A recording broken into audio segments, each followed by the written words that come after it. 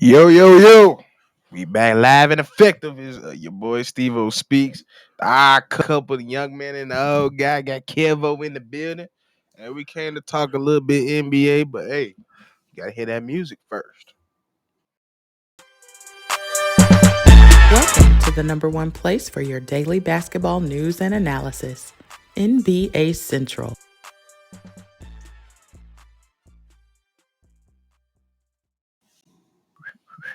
Yes, sure. We back with another episode for sure. Make sure I like and subscribe. Follow all the family in the Central Podcast world for sure.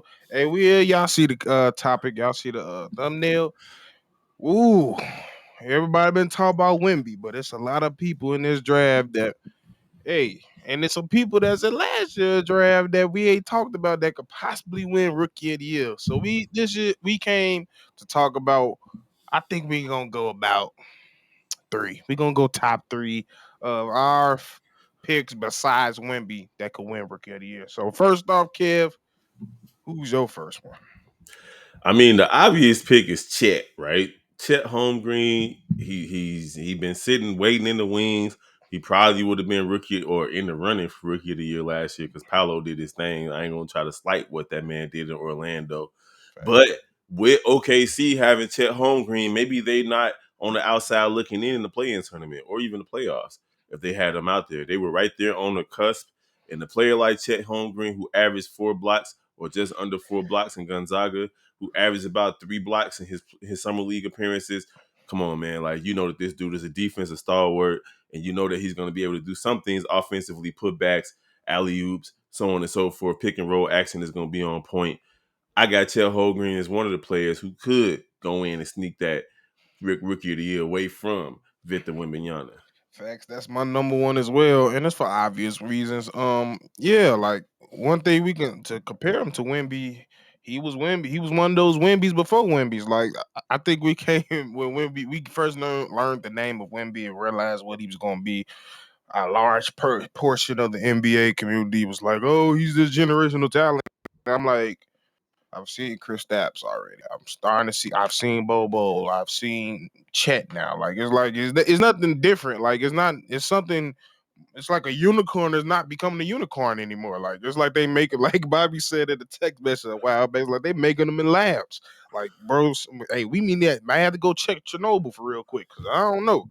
But hey, all these dudes are long pause, handle the basketball, can score, and not only that, and I think the scoring is what blind people in a lot of things. Their defense, him and Wemby, what they got in common is they gonna come in and be some of the best defenders in the league, just off rip, just because of their size, and not only just because of their size, because a lot of people have the measurables and don't get blocks. It's also a sense of timing and want to, and they both are great at this young age. So yeah, Okay. I definitely agree.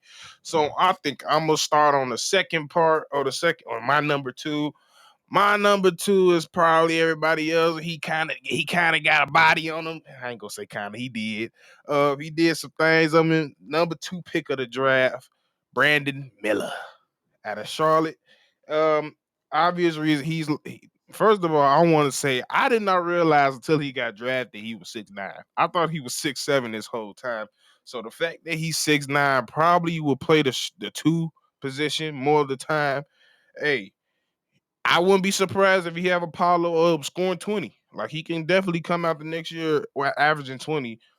He's a three-level scorer. The defense is a little bit more to be desired, but he has the measurables to become a great defender, and he's sneaky athletic. I wouldn't necessarily say everybody know he's known for athleticism, but Buddy got some bunnies on him, and he know how to contort his body in a lot of ways, and he don't even have an NBA body yet, nor does Chet to bring him back in. But I think Brandon Miller is my second. It's going to be hard for him to score 20 points a game, especially if Lonzo Ball is healthy, Terry Rozier out there as well, and we got Washington Terry coming still back. there? Yeah, They got to move on from that. I'm not I'm sure if sorry. he might be gone. There's been a lot of movement over the last couple Yeah. of weeks or a month or so. But at the end of the day, like it's gonna be still difficult for him to score 20, even as a rookie, because he's not the first, second, or maybe even third option out there in Charlotte. So it's difficult. It's difficult for me to give him 20 points a game, but I do understand where you're coming from. Now, as far as my second person, I'm thinking if Damian Lillard is out of Portland by the start of the season, it's going to be Scoot Henderson. They're going to give him the keys to the car and tell him to go crazy. And I just feel like he has a big opportunity to go out there and get rookie of the year, especially if he's playing big minutes. If he's playing 30 minutes plus a game with all the tools that he has, downhill scorer, the ability to pass the ball, to get 5+ assists a game, and the ability to shoot, I feel like, hey, Scoot Henderson has a good opportunity to go in there and sneak a rookie of the year, maybe even some votes if he doesn't get it from Wemby and Chet.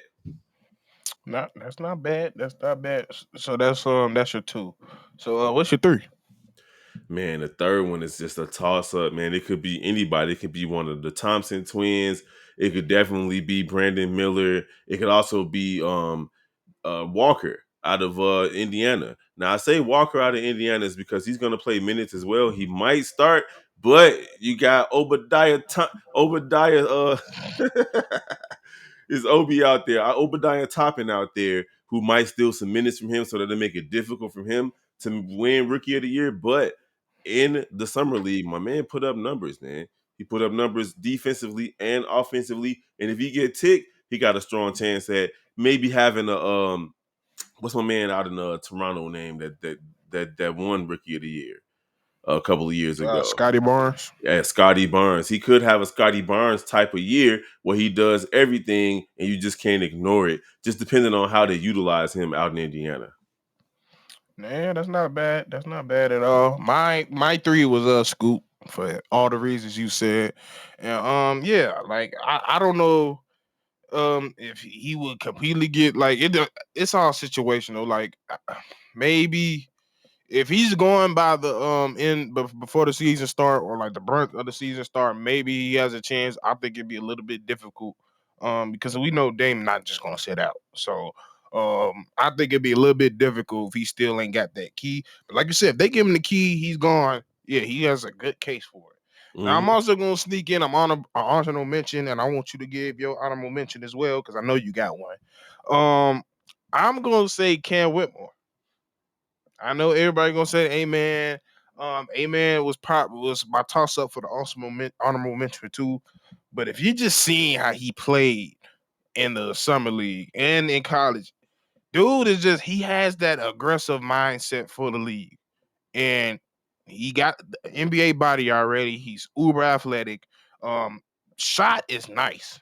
Shot is probably nice than I realized. He shot the ball well in college, but the form is nice. So he can only improve on it. I think I won't 100% name him like a 3 level scorer because that mid range could be much more desired for it. But in the league, they trying to get away from that anyway. But if he just worked on that, he's really become an all around scorer. The defense is there. He plays the pass lanes real well. Maybe a little bit too aggressive, but I got Cam Whitmore as my honorable mention because dude shouldn't have dropped that more. That was a top 5 pick right there. I like Cam Whitmore on Houston, but they already got some young guys in front of him that's waiting, to try to take over a little Do bit. they? I Don't feel they? like he comes straight in. I mean, I'll move pieces around. Amen. Start at the.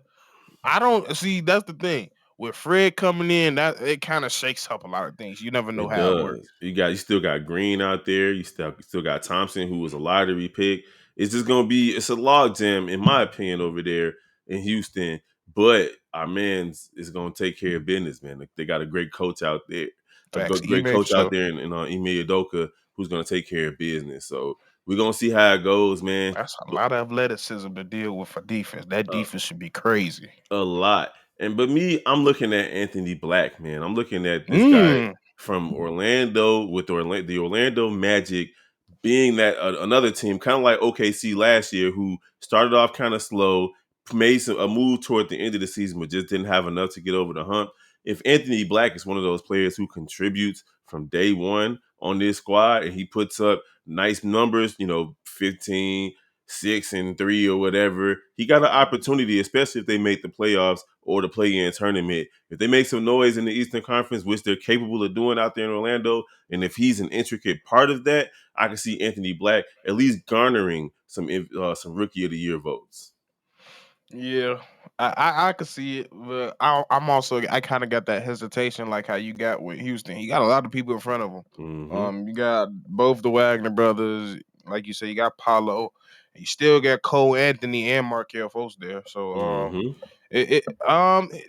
but the competition is what was really gonna show it. And if we come out find out that he didn't beat both of those dudes out and somehow made it to, well, not even say the starting lineup, just heavy minutes, maybe finishing the game. Yeah, he definitely have a chance. But that's a sneaky nice pick that I don't think a lot of people will say. So yeah, I'm definitely gonna keep my eyes on light skin Corbin Blue out there because dude can shoot that thing. But Yeah. yeah, man. Of course, we want to hear y'all. Who is y'all favorite? So you drop your top fours, top fives, top six. How many you got? Anybody but Wemby. I want to hear who y'all think has a chance to win Rookie of the Year besides Wemby. Because, like I said, yeah, Wemby is good, but he ain't the only one good. So yeah, this is another episode from us at NBA Central. Make sure y'all follow, subscribe. We killing it over here, and check y'all with another video. Peace.